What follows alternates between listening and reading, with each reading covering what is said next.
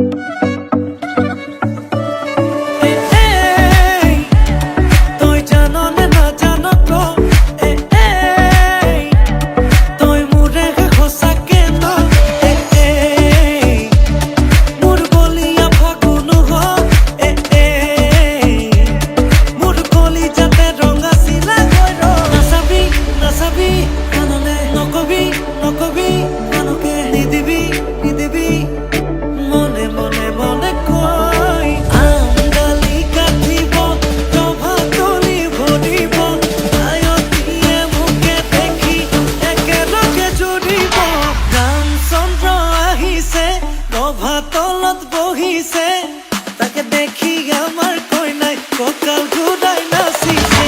রামচন্দ্র আহিছে সভা তলত বহিছে তাকে দেখি কইনা ঘর কোনা গর্ভ উঠিছে।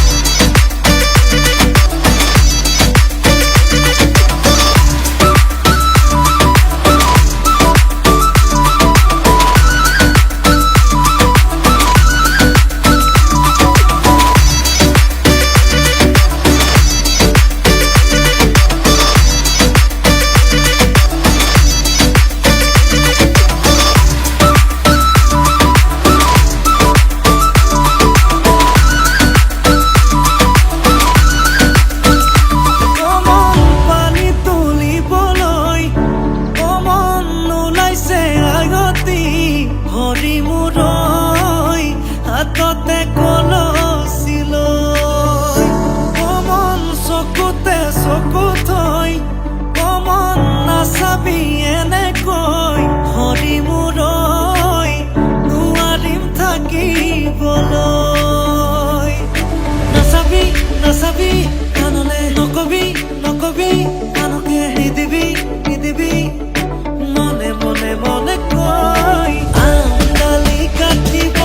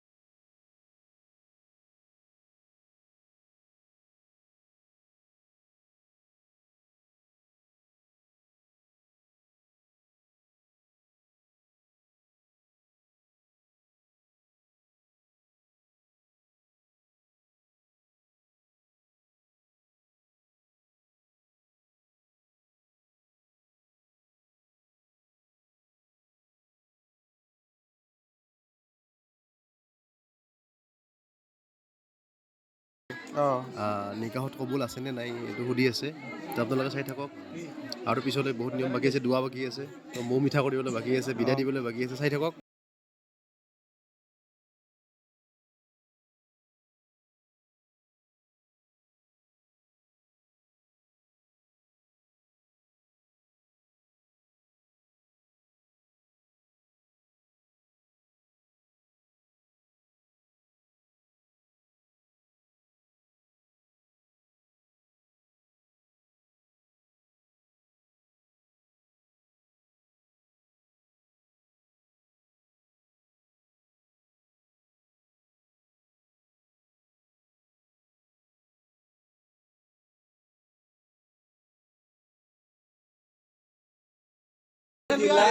বেলনা গাঁৱৰ ল'ৰা ঠাৰ বাটুৱা সৰুপুৰী গাঁৱৰ ইদ্ৰিছ আলীৰ ছোৱালী মিছ জুলি বেগমে ৭১,০০০ মহাৰণাত ধাৰ্য কৰি তাৰে ৫০০ টকা আদায় পায়।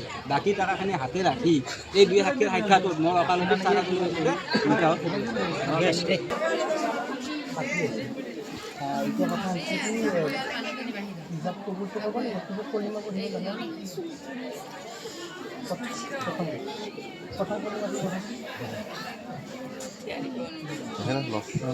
bukan nahen apa?